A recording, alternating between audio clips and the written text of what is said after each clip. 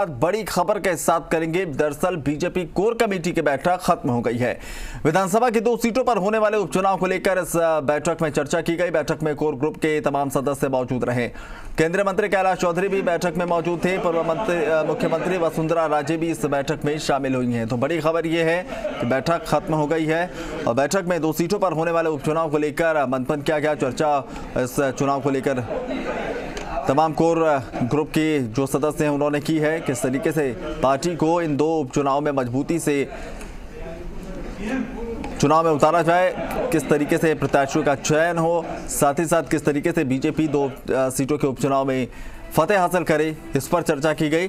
और जो सबसे खास बात वो ये कि वसुंधरा राजे इस बैठक में शामिल हुई हैं लंबे समय से, क्योंकि कोर ग्रुप की कई और भी बैठकें हो चुकी हैं, लेकिन जब से कोर ग्रुप का गठन हुआ उसके बाद से वसुंधरा राजे ज़्यादातर समय नदारद रहीं। इस बैठक से दूरी बनाकर उन्होंने रखी। हालांकि कारण हमेशा स्वास्थ्य का दिया गया, स्वास्थ्य कारणों से व्यस्त कार्यक्रम, निजी कार्यक्रमों का हवाला देकर उन्होंने बैठक से किनारा किया। लेकिन आज जो चर्चा का विषय है वो ये कि इस कोर ग्रुप की बैठक में वसुंधरा राजे शामिल हुई हैं। उससे पहले जो प्रदेश अध्यक्ष बीजेपी के प्रदेश अध्यक्ष सतीश पुनिया हैं वो वहां पर उनसे मुलाकात करने के लिए पहुंचे हुए थे। उसके बाद वसुंधरा राजे वहां पहुंची, जमकर नारेबाजी हुई और तस्वीरें भी हम आपको दिखा रहे हैं। बैठक में आज तमाम दिग्गजों ने मिलकर उपचुनाव के मुद्दे पर चर्चा की।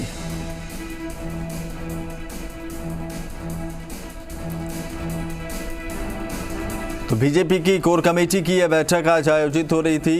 दरअसल जो एजेंडा है वो उपचुनाव को लेकर रखा गया था, जिसमें मंथन होना था और बैठक में वसुंधरा राजे भी पहुंची।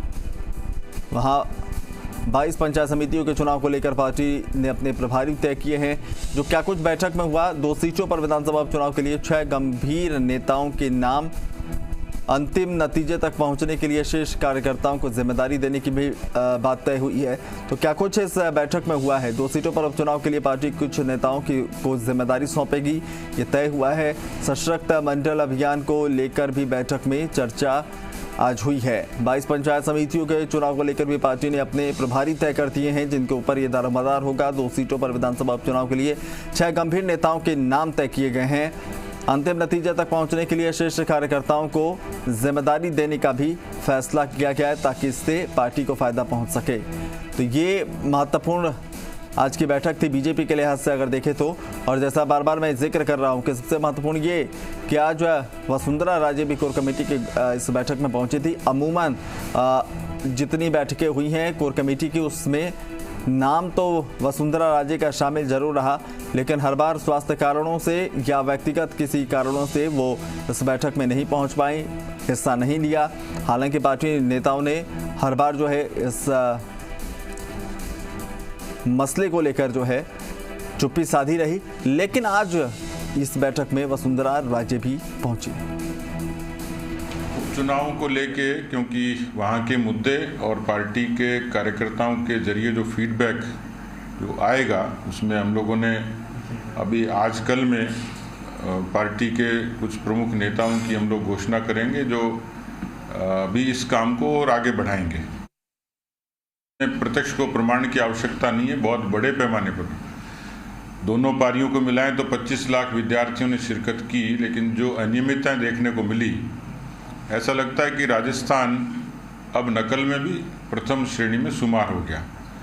सरकार ने इस परीक्षा को ठीक तरीके से करने के लिए कोई एक्शन प्लान तैयार नहीं किया, अनियमितताएं हुई। इसके कारण प्रदेश का पूरा युवा वर्ग आंदोलित है। भारतीय जनता युवा मोर्चे ने ऐलान किया है 4 तारीख से वो आंदोलन की शुरुआत करेंगे। तो सतीश पुनिया को आप सुन रहे थे, उन्होंने सरकार पर हमला बोला रीट परीक्षा को लेकर, उसके आयोजनों को लेकर। हालांकि शशि मोहन हमारे साथ जुड़ गए हैं लाइव। शशि मोहन, आज की बैठक को अगर देखें तो 2 सीटों पर होने वाले उपचुनाव को लेकर मंथन हुआ। सरकार को घेरने पर भी जाहिर बात है कि रणनीति तय हुई होगी, लेकिन सबसे जो बड़ी बात वसुंधरा राजे का आज बैठक में शामिल होना, क्या कुछ इस बैठक में आज चर्चा हुई है और इसको किस तरीके से देखा जाएगा?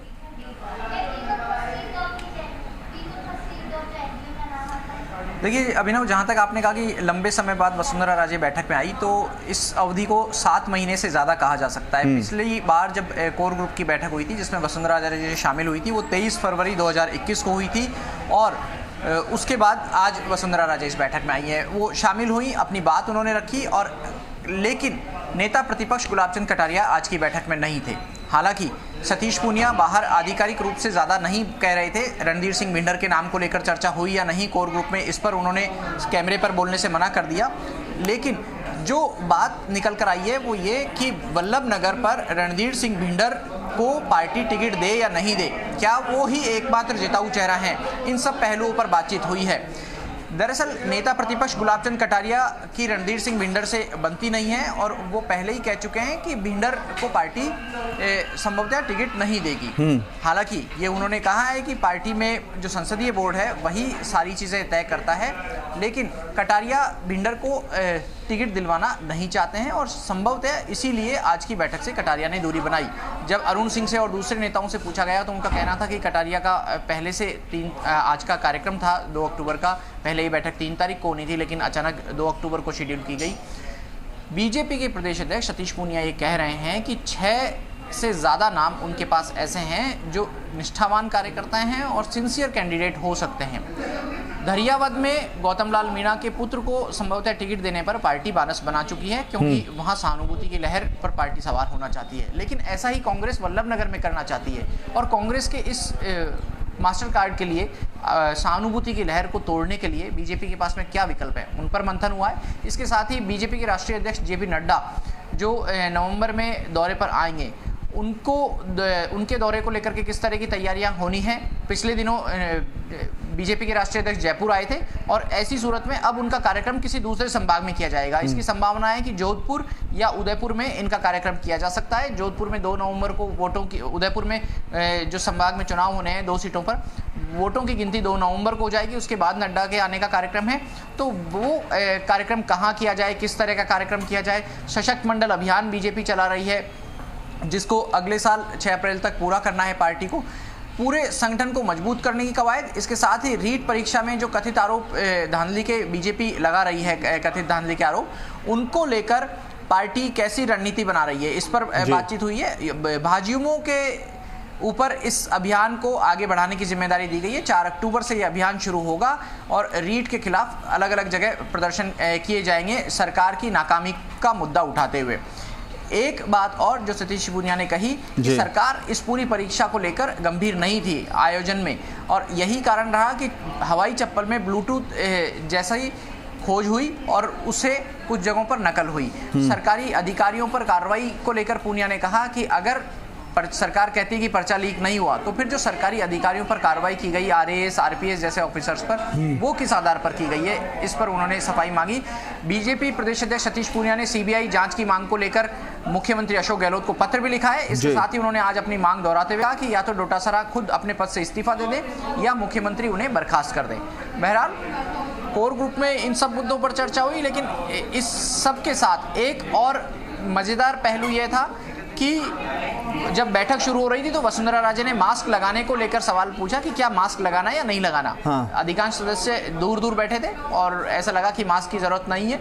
राजेंद्र राठौड़ ने जरूर प्रतिक्रिया दी कि अगर आप अंतरात्मा की आवाज़ सुनो, अंतरात्मा से आप वैक्सीनेटेड हो तो मास्क लगाने की जरूरत नहीं है, लेकिन अगर वैक्सीनेटेड नहीं हो तो उसको अपनाना चाहिए। ये एक रोचक पहलू रहा। और बाकी जो राजनीतिक मुद्दे, बिल्कुल कोशिश शशि मोहन ये की गई कि बैठक जो है बहुत ही हल्के फुल्के अंदाज में, एक बहुत हल्के माहौल में जो है ये बैठक हो, क्योंकि मुद्दे जिस पर चर्चा होनी थी वो गंभीर थे, तो माहौल कम से कम जो है बेहतर बनाने के लिए कम से कम ये चीज़ें जो हैं सराहनीय हैं। बहुत बहुत शुक्रिया शशि मोहन तमाम अपडेट हम तक पहुँचाने के लिए।